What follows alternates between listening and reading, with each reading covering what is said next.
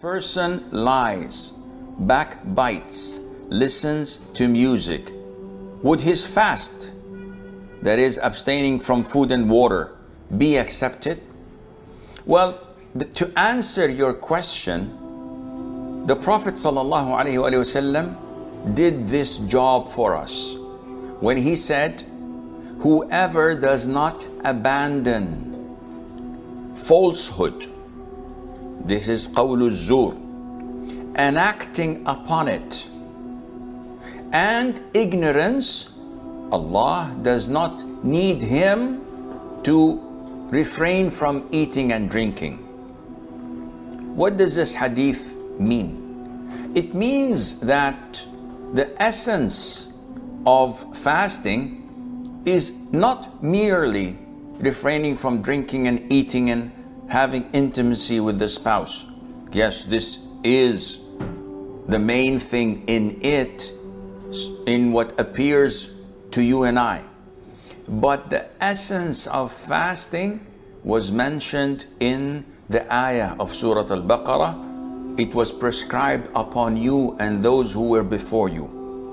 O you who believe, fasting has been prescribed upon you and upon those before you, so you may reach the level of taqwa, so you may fear Allah Azza wa Jal. So this is the essence of fasting. What good is fasting? When you lie, slander, backbite, sin openly, even when someone abuses you. The Prophet says, alayhi salatu wasalam, when it is the day of fasting of one of you, and someone swears at you, someone curses you, or someone abuses you, do not reply to him. Rather say, I am fasting. So in Islam, we know that when you are abused, it is your God-given right to abuse back. If someone swears at you, Allah gives you the permission to swear back at him. If he says that you are stupid, it's okay to say it's you who is stupid. If he says you are a dog, though this is not an insult nowadays. In Arabic it is. When you say to someone you're a dog, he would probably fight you or fight with you. But in America, this is a compliment. Hey, you my dog. A'udhu billah. Tomorrow maybe they say you're my pig. You never know. Nevertheless, you can say the same to them in retaliation, and it's one in return of one. But if he goes beyond that, if he slanders your mother and accuses her of prostitution, you have no right in accusing his mother. Now the sin is on him. This is major. If he does something bad to your brother, you can't do something similar to his brother, because it's not his brother's fault, and so on. So even in such a scenario, when someone abuses you while you are in the state of fasting, Allah Azza wa Jal tells us to refrain and to say, I'm fasting.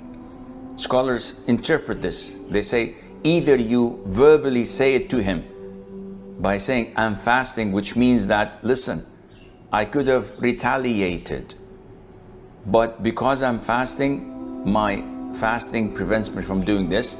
Or saying I am fasting is not verbal, but rather expressed in your action when you simply refrain from retaliating. So coming back to the question, the person is fasting technically, but what would his reward be at the sight of Allah?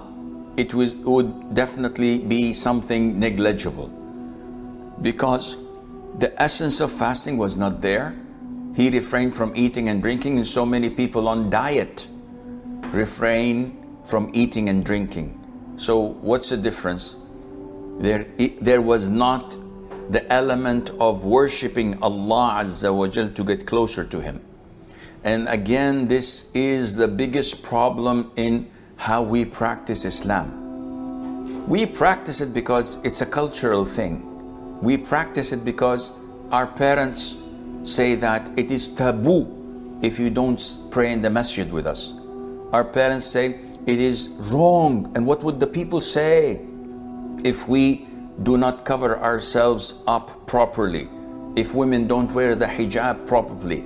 So we're doing it out of a cultural thing, something that the customs dictate upon us to do.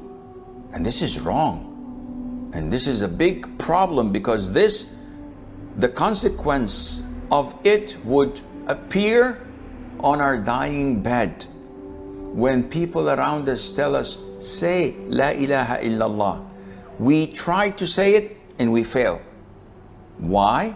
Because we did not practice Islam out of our conviction and belief, but rather out of tradition, out of customs. And if it were not for those around me, I would have done so many heinous things.